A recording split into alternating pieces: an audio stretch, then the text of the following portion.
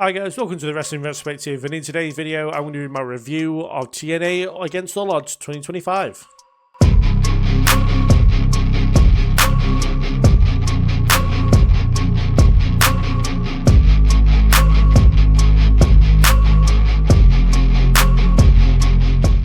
So starting off tonight, we had Steve Macklin defeat Mance Warner to retain the International Championship. I enjoyed the stiff and hard hitting nature of this match. I thought that Warner took advantage really well of Steph DeLander getting involved, and they played it really well as a heel team, kind of like Steph DeLander doing stuff to help Warner, but not being caught by the referee. And it's inklings of stuff as well, like the way that the referee was concentrating on Warner, the slightest part, so then Steph DeLander could pull the leg of Steve Macklin on the turnbuckle, and all that kind of stuff worked really well. The only thing I really don't like, and I've noticed with the Sami Callihan barbed wire massacre match that Warner had and this match here, is that Steph DeLander kind of backs away from Warner's opponents when they kind of go towards her, as if she's scared of them. But realistically, we know Steph DeLander would quite happily fight anybody. So I don't like the fact that they're kind of making her seem, I don't want to say more girly, but they don't make her come across as tough as she actually is, which we see on the independent scene when she's fighting any and everybody. I mean, I'm pretty sure she's probably fought Mance Warner, to be fair. But yeah, I feel they could probably present her in a different way and probably have her have more matches, unless her neck isn't okay, then fair enough. But yeah, I don't know. I feel like she would just stand up to people a lot more. But yeah, I know for me, it was just a case of two tough guys hitting each other really hard, and yeah, it worked really well for me. The match was contested fairly evenly, and yeah, it was a match that I pretty much enjoyed. I pretty well enjoyed. It was one of the better matches of the night as well, and yeah, I've got really nothing bad to say about this one. Macklin's been a really good international champion, especially as a first champion. I feel like he's defended it fairly often and has had good matches for the championship. As far as who takes it from him, I'm really not sure. But yeah, I've really been enjoying his run as international champion. Following that, we had the System, so Moose, JDC, Brian Myers and Eddie Edwards with Alicia Evans on the outside. They took on the Hardy Boys, Leon Slater and a mystery partner who turned out to be, or revealed to be, the Hometown Man, is what they called him. Now, realistically, we know that that is actually Cody Deaner in a mask, but it could be Chad Gable. Hear me out here. It's a man under a mask. We've seen it with El Grande Americano on WWE television. We've got another person here who's under a mask, and we don't know who this person is. They have a name that doesn't really give away who they are. So it could be Chad Gable. It could be Omos, but we don't know. But yeah, the 8-man tag match was pretty good. The System always worked really well together. The kind of synergy they've figured out for each other has figured out for each other. I don't know. Just the system that they developed. That's pretty funny. Has come across really well. You can tell this team's been a team for quite a while at this point, and kind of synergy between tags and the way they wrestle comes across really well. The Hardys are tag team specialists, but the story here was Leon Slater pinning Moose.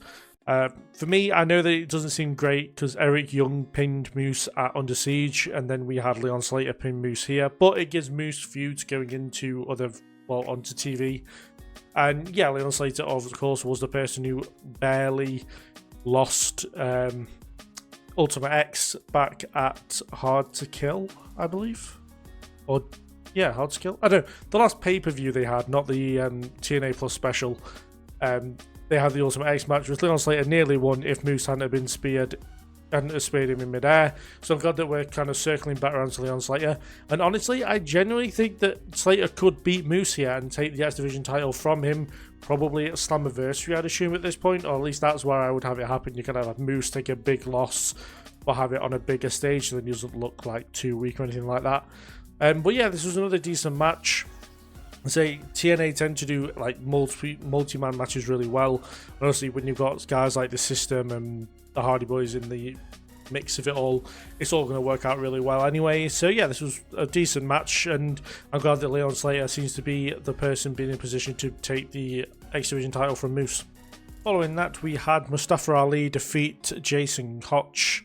Jason Hotch? I believe it's Jason. I might get that wrong.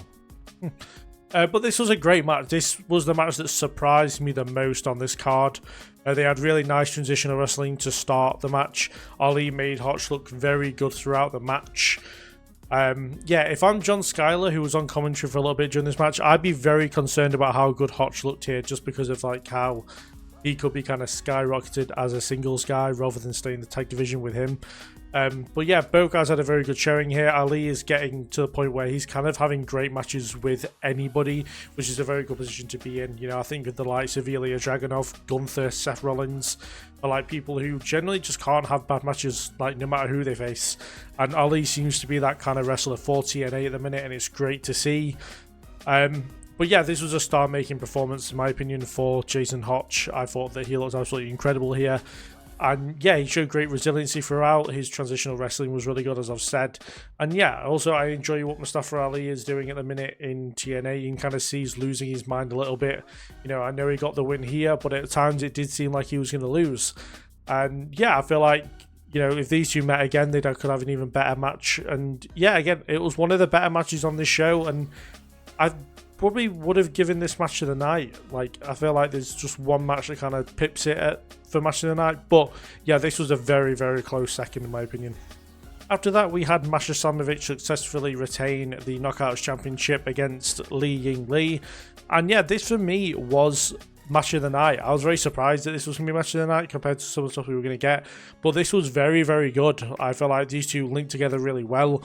I'm not sure how many matches they've actually had together, but it seemed like they've been fighting each other forever. But yeah, both looked really great throughout. Ying looked especially good here. She kind of took it to Masha throughout. She was using her like strength advantage, which you could really, like, I wasn't really aware of beforehand. Obviously, Masha is probably the bigger of the two. But yo, like by far, Ying was like the stronger of the two women. It's kind of like seeing her now is kind of like annoyed that she didn't get a proper opportunity in WWE. Though she did have a couple of good moments in NXT. Like on the main roster, they gave her absolutely no chance. But yeah, say Masha looked like Masha was good at persevering throughout this one. She kind of took on the more quick-paced strikes kind of style in this one, whereas, of course, Ying, as I said, was going for more slower and more strength-based stuff. And yeah, like all this worked really well. You know, Masha was using her legs and her arms and her hands to kind of go for strikes as well, just throwing her body around at Ying. And yeah, overall, I thought that this was just a very, really, really good match, obviously. I would definitely go check it out if you can get a hold of it. It was, say, very good. And then at the end of the match, we saw Masha obviously successfully retain, and we saw the return of a woman that I'm a big fan of in TNA, which is Killer Kelly. We haven't seen her for a fair few months. She went and had a kid, which is great, but she has a lot of history with Masha Slamovich. You know, they were both part of MK Ultra.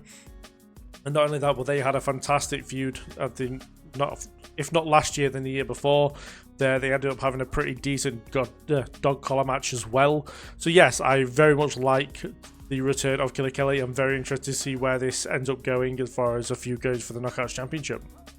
Following that, we had Frankie Kazarian defeat Joe Hendry in what was a fine match. I think my lack of interest probably didn't help this one. I was very surprised to see Frankie Kazarian get the win here. But I can't dislike the more aggressive side of Joe Hendry. I feel like that worked really well. It makes perfect sense with him only losing his title a few weeks ago. But it makes sense for both these guys to know each other so well. You know, we saw Frankie Kazarian kind of escape and reverse the standing ovation multiple times throughout this match. And yeah, as I said during the prediction videos, this feud has been going on for like over a year at this point, so you'd expect these two to kind of know each other like the back of the hand. And yeah, we saw a lot of that here, but it kind of didn't help the match either because it kind of had that boring feel to it, or at least it did in my opinion. I feel like this would have been a lot better if it had a stipulation to it. You know, because you could say that Frankie has been a pain in the ass for Hendry through this whole championship reign and for the past year. So you just wanted to go out there and beat the shit out of Frankie Kazarian, of which then you can have like a no DQ match or Full Metal Mayhem or something like that. They could have made it for the number one contendership for the World Championship. I know that Hendry has a contractual rematch. He could have put that on the line in like some kind of ladder match. I just feel like a stipulation would have definitely helped this one a lot more. But it's clear that they are going for some kind of storyline where Hendry doesn't believe in himself, even though us as fans all believe in Joe. And yeah, I feel like that's going to work out pretty well. Will it end up with him winning the World Championship again? I'm really not sure. I don't feel like he should be the one to beat Trick Williams. I feel like it should be Mike Santana. If it is Joe Hendry, that's fine, as long as Mike Santana does end up with the title, because that does feel like naturally where we've been heading towards for like pretty much since Santana joined TNA again. So yeah, but say for me, the match was like okay. It's one of the weaker matches on the card. It definitely needed something else to kind of give it more interest and kind of be something different compared to every other match they've had. After that, the Nemeth brothers successfully defended the World Tag Team Championships against the Rascals.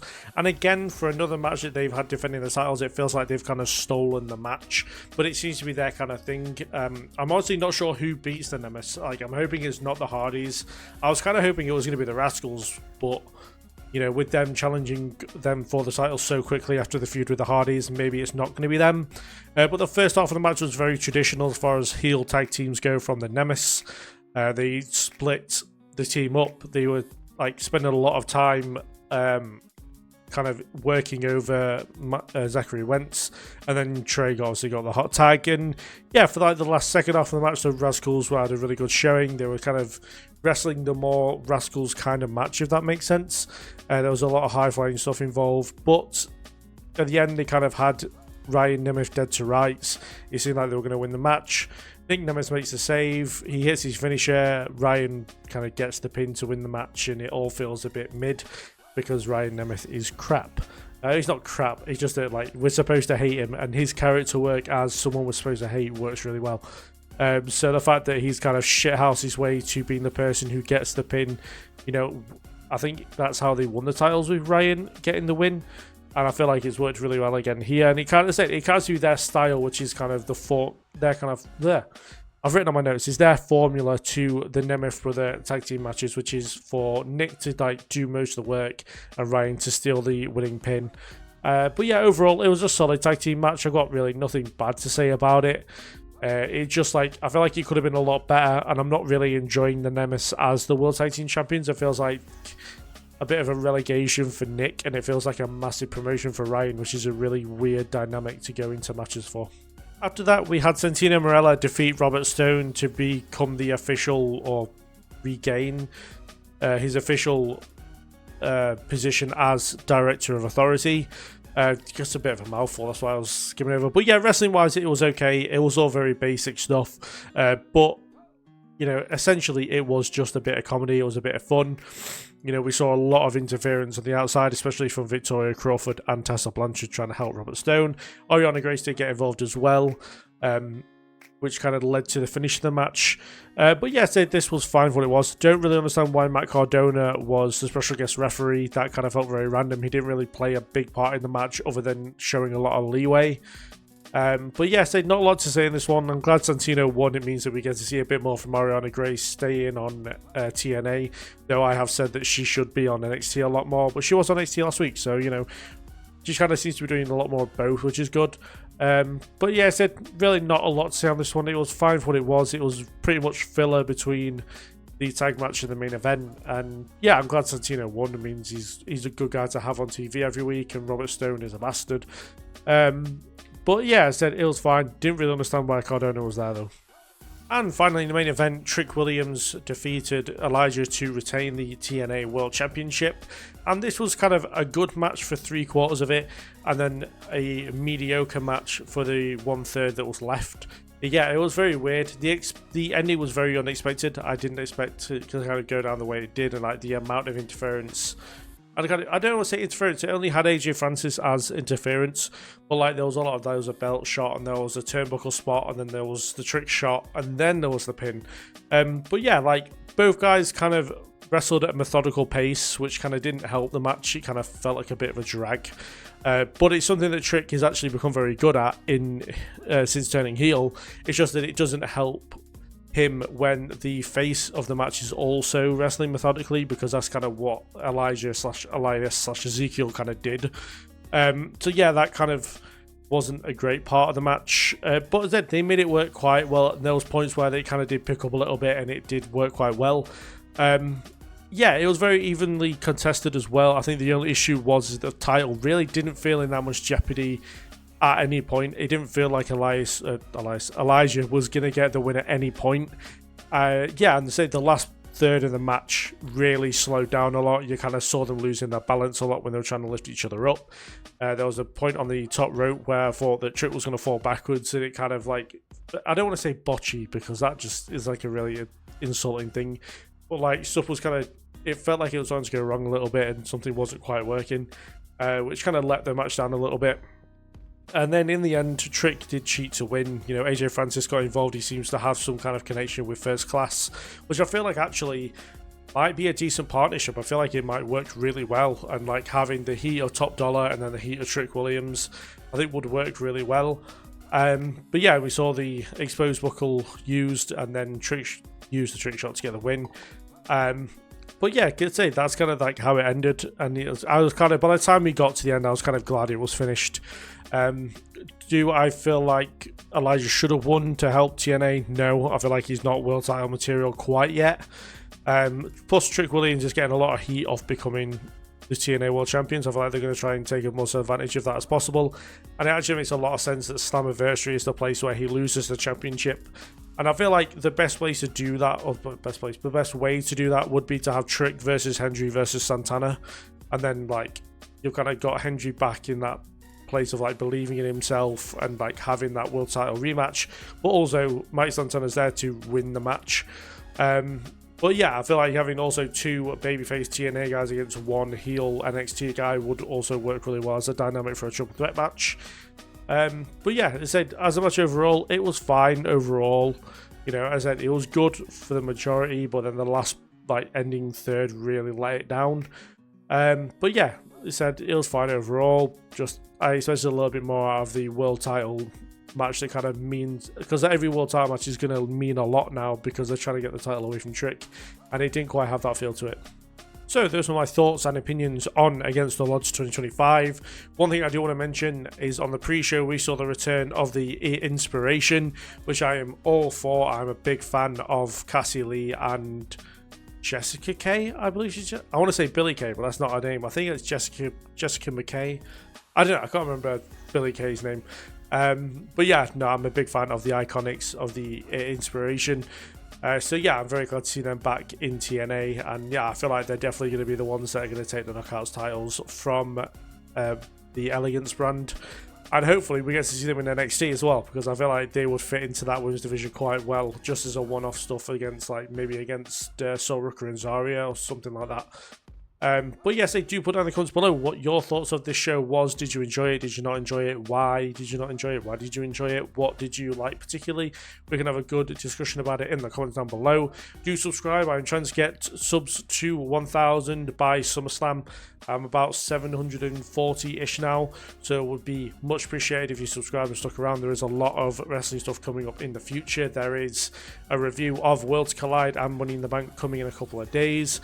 I'm going to try and do like a tournament I'd like to see for King and Queen of the Ring, which was announced on SmackDown before I watched Against All Odds. And also I'm doing some retro reviews as well. I've got NXT TakeOver New Orleans coming, as well as Evolution, the first Evolution, and SummerSlam 2005 coming up. So yeah, do stick around for all that stuff by giving the channel a subscribe. Do like the video if you enjoyed it. Thank you very much for watching, and I'll see you later.